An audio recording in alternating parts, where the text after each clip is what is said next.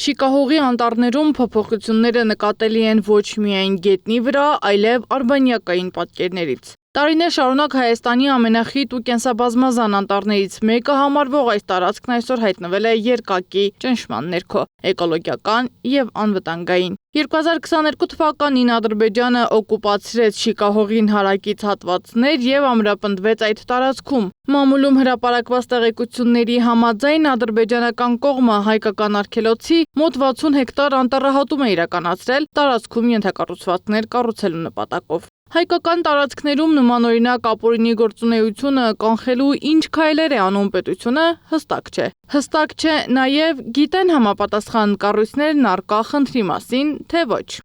Ծառերի հատման մասին ես երբեք նման տեղեկատվություն չեմ ստացել եւ եթե նման տեղեկատվություն լինի, որ Հայաստանի ինքնիշխան տարածքում ծառեր են հատվում կամ էկոլոգիական աղետ է տեղի ունենում, բնականաբար մենք դրան չենք կարող որևէ ձևով չարձագանքել։ Շրջակա միջավայրի նախարարությունը պատասխանելով Սպուտնիկ Արմենիայի հարցմանը հայտարարել է.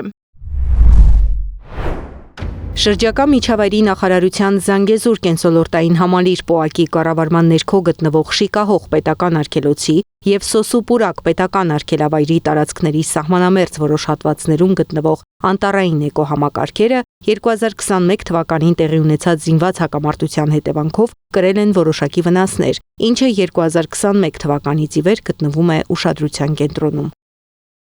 Սակայն այս պատասխանն ավելի շատ հարցեր է առաջացնում, քան տալիս պատասխաններ։ Նախարարությունը փաստացի ոչ հերքում է, ոչ հաստատում տարածված տեղեկությունը, ինչ է նշանակում էկոհամակարգերը կրել են վնասներ։ Խոսքը անտառահատման մասին է, թե ռազմական գործողությունների կամ տարածքային կորուստների հետևանքով վերահսկողության բացակայության։ Մեր լրացուցիչ հարցերին նախարարությունը չպատասխանեց։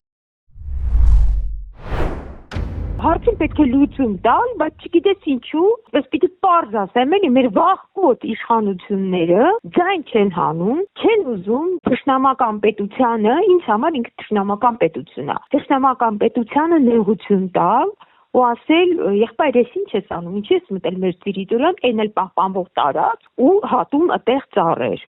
Շիկահող բնակավայրի վարչական ղեկավար Զորիկ Նավասարդյանն էլ մեզ հորդորեց դիմել արգելոցի ղեկավարությանը։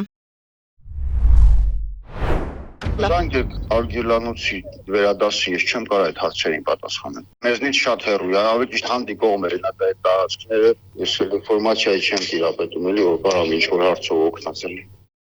Շիկահող արգելոց ՊՕԱԿ-ի ղեկավարը պատրաստ էր պատասխանել մեր հարցերին, բայց անհրաժեշտ էր շրջակա միջավայրի նախարարության համաձայնությունը, որն այդպես էլ չստացանք։ Արբանյակային պատկերների վերլուծությունների հիման վրա տարբեր աղբյուրներ նշում են, որ որոշ հատվածներում հայտնվել են նոր ճանապարհներ, որոնք նախկինում գոյություն չեն ունեցել։ Այդ ճանապարհների կառուցումը ըստ մասնագետների գնահատականների չի կարող տեղի ունենալ առանց միջավայրի, այդ թվում անտառային ծածկույթի փոփոխության։ Ծառահատումները եղել են, չէ՞ որ արբանյակով սկզբից նկարվել է նախկին վիճակը, ցույցատրվել եւ ցույցատրվել հետո ինչ է կատարվել։ Այնտեղ հստակ երևում է, որ ծառեր են հատվել։ Հասկանում եք, այդտեղից է հստակ երևում։ Դու իրանք հիմա ինչ ուզում են ասեն, դա ուղղակի այսպես հարցից խուսափելն է։ Խնդիրը լուծելու չցանկությունն է, վախկոտությունն է, պարզ ասում եմ ձեզ։ Վախկոտ մարդիկ են դրանք։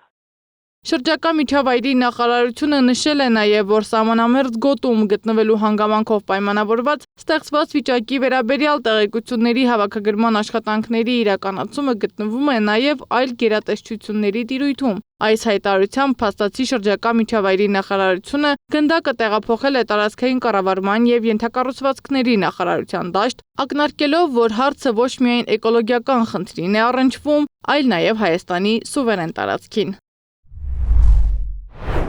Շիկահողի շրջան ադրբեջանցիները անտառահատումներ են իրականացնում։ Նաև ճանապարհ են կառուցել Տերբերնաթով եկող, այսինքն այդ խախտում ադրբեջանական կողմը ամեն օր է անում։ Ու դա սահմանազատման հետ բացարձակ ոչ մի կապ չունի։ Դա կապ ունի հայկական կողմի տեղյալ դեպքում քաղաքական իշխանության անողնաշարության եւ ադրբեջանական պահանջները կատարելու հետ կամ չնկատելու ադրբեջանի կողմից իրականացող սահմանախախտումները։